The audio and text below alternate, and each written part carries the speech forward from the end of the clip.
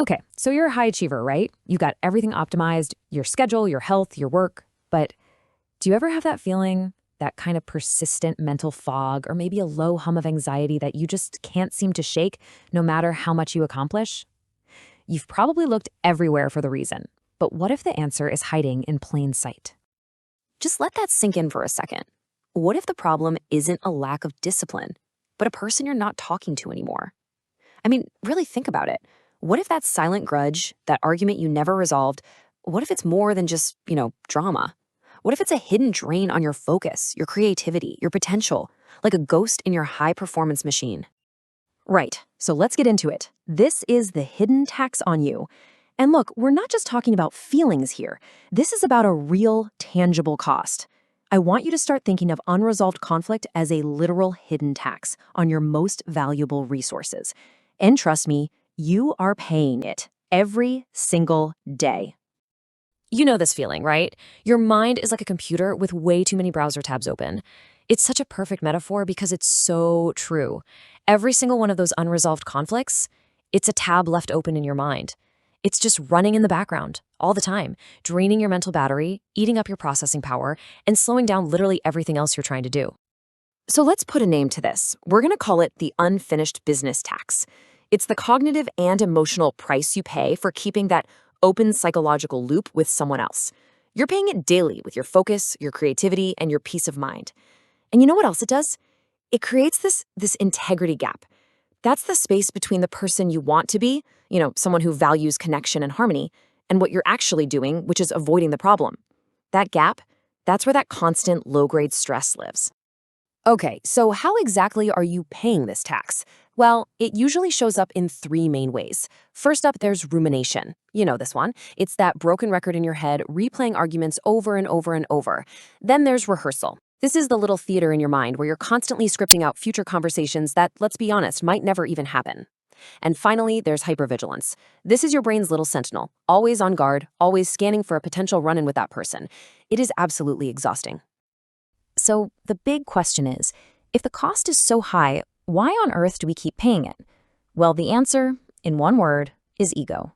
See, we've been taught to see reaching out first as surrendering, right? As admitting defeat. But I'm here to tell you that this is a catastrophic error in our thinking. It's a trap. Let's break this down. The ego tells you a bunch of lies. It says, reaching out means I was wrong. But the strategic truth? Reaching out means I value my peace. The ego says, apologizing is surrendering. The truth? Apologizing is reclaiming your power. And the big one, the ego screams, staying silent is a victory. But the reality is that staying silent is a self-imposed prison. See, making the first move isn't about admitting you were wrong. It's about you deciding that your peace of mind is more important than your ego's desperate need to be right. You're not surrendering to them, you're ending the war inside your own head. And this is so key. Vulnerability isn't weakness. It's the courage to show up when you can't control the outcome. Think about that. Making that first move, that's the real power play. It shows that you are in control of your emotional state. You stop being a passive victim of what happened and you become the active creator of your own peace. Now that is true strength. All right, so you're probably thinking, okay, I get it, but how do I actually do this?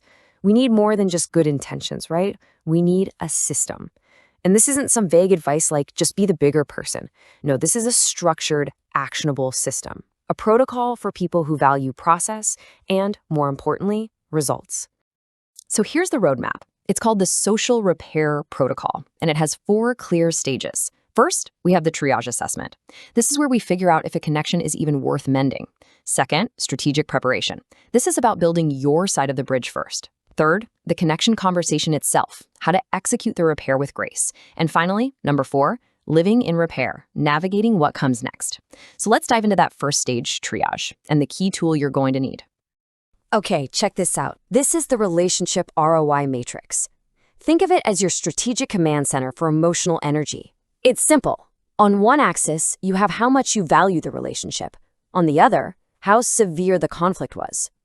So a high-value relationship with a low-severity issue, that's quadrant 1, priority repair. You act now. But what about a low-value relationship with a major conflict? That's all the way down in quadrant 4, cut the cord. That's not failure. It's an act of self-preservation. The point is, your energy isn't infinite. This tool helps you invest it wisely. Now, for the actual conversation, which I know can be the scariest part. We use a framework called RAPAR. It's basically your playbook. First, R is for request. You ask to talk. You don't just ambush them. A is for acknowledge. You start by owning your part in it, which instantly lowers their defenses. P is for perspective. Show them you've actually tried to see it from their side. The next A is for apologize. A clean, real apology. No buts. And finally, R is for reset. Pivot to the future. How can we move forward? See, it's a clear, effective pathway that takes a lot of the anxiety out of it. Okay, we've covered the problem, that hidden tax. We've talked about the mindset shift, escaping the ego's prison. And we've walked through the protocol. So, what's the ultimate payoff? What's your mission here? Let me tell you, it's about so much more than just fixing one broken relationship. It's about reclaiming your peace and forging a new identity. And listen, the reward for this work, it isn't just some abstract idea. It is physical. You can literally feel it. When you finally close one of these open loops, you'll feel this deep, involuntary sigh of relief. That's your nervous system finally standing down from high alert. The tightness in your chest just dissolves. The mental chatter goes quiet. That is the feeling of getting 100% of your mental hard drive back online. But honestly, the biggest win here isn't just what you get back. It's who you become in the process. You're not just mending a relationship. You're forging a new identity. You're becoming a mender, someone who doesn't run from conflict, but handles it. Someone who is resilient, courageous, and takes full ownership of their own peace. And that new identity, well, that's the foundation for some seriously unshakable confidence. So here's the mission, should you choose to accept it. You don't have to fix everything all at once. That's overwhelming. Your mission is simple. Close one loop. Just one. Pull out that relationship ROI matrix in your mind, find one of those priority repairs in quadrant 1, and just take the first tiny step, because your peace of mind is absolutely worth it. So, I'll leave you with this one simple question to think about. What's the one loop you could close today?